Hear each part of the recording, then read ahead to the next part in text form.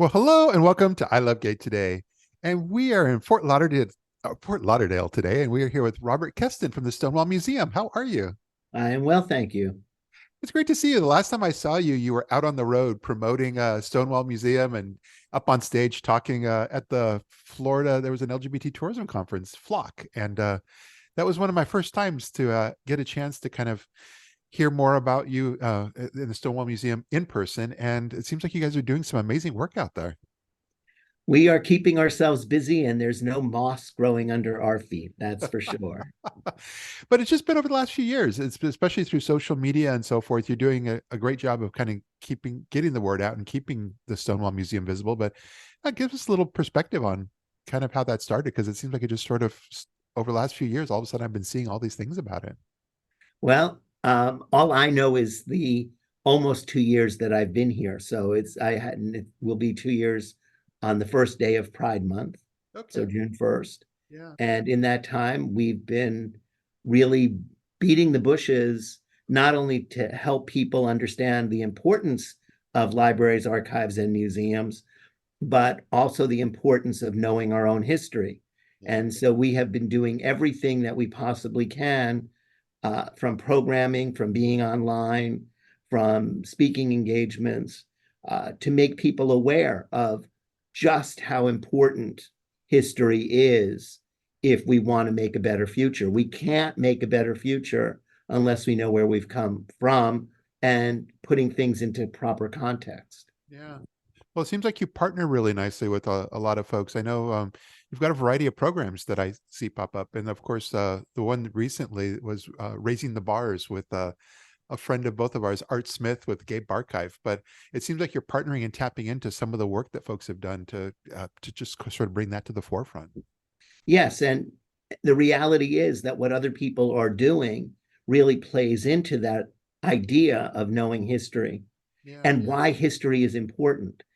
The bars certainly have played a very big, almost outside proportioned Yeah. importance in the history of the community. I don't know if it's as much today, but we don't know that unless we have a contextual reference. And hopefully, as this project develops and moves forward, we'll get that perspective. And that perspective will let people know why knowing the history of our bars. Yeah. And it's so interesting because when we think about it, we don't really pay much attention to the fact that the Irish and the Germans and all these other groups had bars too. Yeah. Yeah. And bars are really part of community building. Yeah. It's a place where the men went after a busy day at work. It was a place where young people went to meet other young people. Yeah. Bars have played an important role in society for probably hundreds and hundreds of years, Yeah. maybe more. Yeah. And we have not really taken the time to give them their due in our community the way they are looked at sociologically and anthropologically, uh, in other communities. Yeah. That also even kind of not only in your museum's name, but also I saw you have a variety of different programs, but one of them that seemed important and relevant for this year, Stonewall in Stonewall. So that sounds like it kind of taps into that as well. It does tap into that, but in addition, Stonewall from Stonewall reminds us of just how important reference points are. So Yeah. this year, Stonewall will be 55 years old. Yeah. 55 isn't always a year that you celebrate, but 55 is sort of amazing Yeah. because Stonewall wasn't the first protest, it wasn't the first riot, it wasn't the first of many things. But what it was the catalyst for change. Yeah. It was the time when we said we weren't going to give up our seat on the bus. Yeah. And even though all of those people that came before us, whether they were for women's rights or civil rights or labor rights, uh, there was a time when there was a catalyst that fostered the change. Yeah. And Stonewall was that in our community. And so it's interesting how that anniversary therefore becomes important because not only was that uprising important because it got media attention and all the like, but it also created the legacy of Pride. Yeah. Yeah. And Pride celebrates Stonewall. So now there will be 54 years of Pride. Okay. And next year will be 55 years of Prides. And that really is an engine that this community has used to move us forward, because it allows us to focus on key issues and then make the entire world aware of them. Because now prides happen just about everywhere. Yeah. And it seems like in the U.S. how important what you're doing, because there's only a small few that I have seen come on my radar. I know in San Francisco, I believe it's the Gay Histories Project, and Los Angeles, the One Institute. But in between all that, it seems like there's just not a whole lot of a lot Well, of there are energy more going and on. more local archives growing all the time.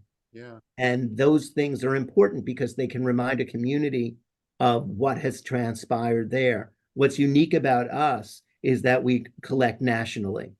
Okay. So if something happened in your community and you see it only through your community's eyes, that's fine. But when you want to know what role you play in the pantheon of the nation, you really have to come to organizations like ours that have collections from all different parts of the country. So then you get to see the perspective, once again, perspective and context that are often lacking when you just look at something through one vision, Yeah. one lens. Yeah. Well, you're in good company, because I know that on your board you have Julio Capo. I know I've seen him online quite often, and he's like a great spokesperson for you all. And of course, near and dear to everyone's heart, especially in the LGBT travel world, Alan Beck.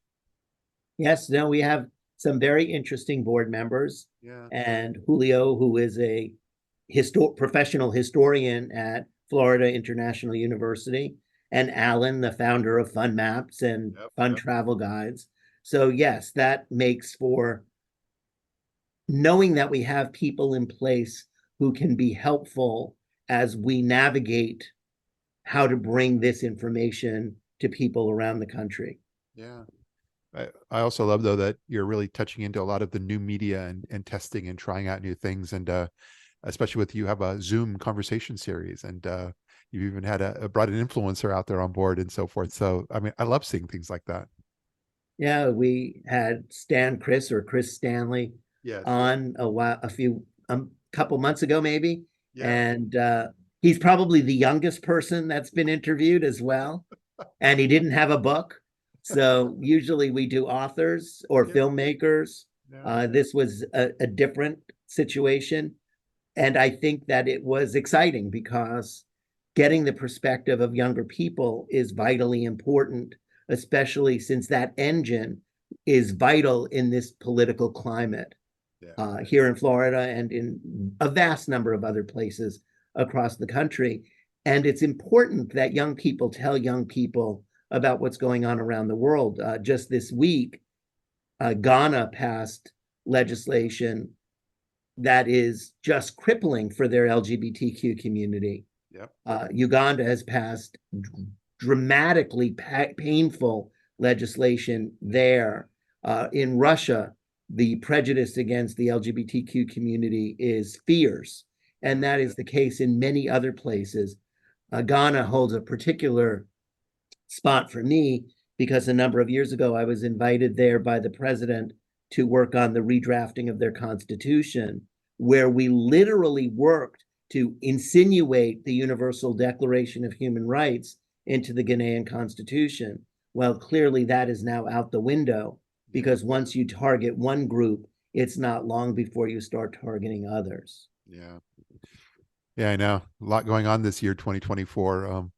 But on the lighter note, I recently watched on Netflix. I saw Nyad, and then here I am looking. In fact, I don't even have to try. Your social media just comes right into my feed. But I loved seeing all the photos where you actually had the 2024 gala, and you had Diana there, Diana Nyad, and you also had Stacy Ritter from Visit Lauderdale. Yes, and we also had women from The Stroll, which is an amazing HBO Max documentary Okay. that is still available on their channel. Yeah. So it was an amazing night. of strong, powerful women that talk across gender, Yeah. across orientations, and just really personified the importance of being engaged, the importance of having information, the importance of being able to make intelligent decisions about the future of our community. It was a really wonderful night that was highlighted by having Xander Moritz, who is best known for talking about his curly hair when he was told he couldn't say the word gay as valedictorian of his high school graduation a couple years ago, and is now on leave from Harvard, where he's a student, in order to register as many young voters as possible before November. Nice. Well, between now and November, December, any exciting things on the horizon here for Stonewall Museum? There are many. You mentioned one, Stonewall and Stonewall, Yeah. which will truly look at that history, that 55-year history. And then we are also working on Back to the Drive, which is an event that helps fundraise for our educational program, which actually takes place from April 11th to the 14th, so Okay. only about 40 days away, Yeah. where we'll have people from a number of states across the nation talking about best practices in ensuring that LGBTQ plus history and culture will remain in the schools where they're legal and provide access to information in places where it's not. Yeah. So that every student that wants to get informed, every parent that wants to know what's going on will still be able to do so. And we push, obviously, for safe and welcoming places, as schools should be, for students and teachers, but also the importance of having our history included in American history. Yeah. Yeah. Well, this is great, and I think it's wonderful that for some folks that didn't know all about what you all are up to, that I'm just glad you were able to take a few moments of your time and share a bit of your story and the Stonewall Museum story with our audience here. Well, thank you for inviting me, because you have an amazing platform. And so hopefully some people will go online and visit us, and even more people hopefully will come and visit the museum. We just put in the first of a series of Women's History Month exhibits. Yeah. It opens on March 15th, but it's up, so people can come and experience that. And then Julio Capo will have an exhibit going up the end of the month as well for Women's History Month. Yeah. So we have a lot going on, and we want to share it with as many people who are interested in joining us. Fantastic. Well, thanks so much for being here with me. Nice seeing you. My pleasure. Thank you. So good.